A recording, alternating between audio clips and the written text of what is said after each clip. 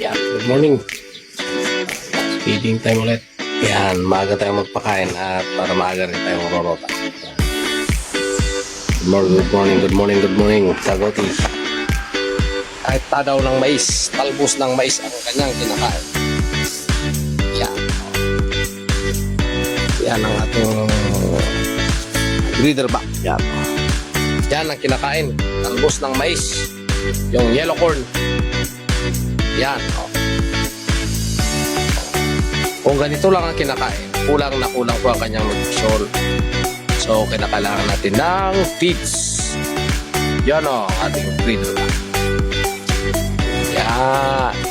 O, tama naman yung sinasabi ng lahat. Mga sinaunang panahon.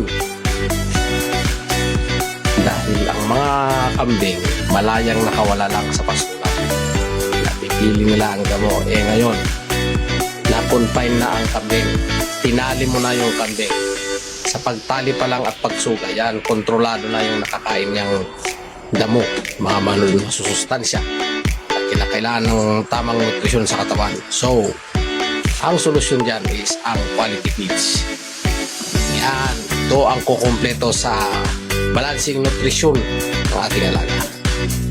Yan, ang sekreto ng pagkakambing ay tamang nutrisyon at genetics. Kailangan natin ng upgrading sa ating mga alaga. Yan. Mas malaking lumaki at mas malaki ang kita. Oh.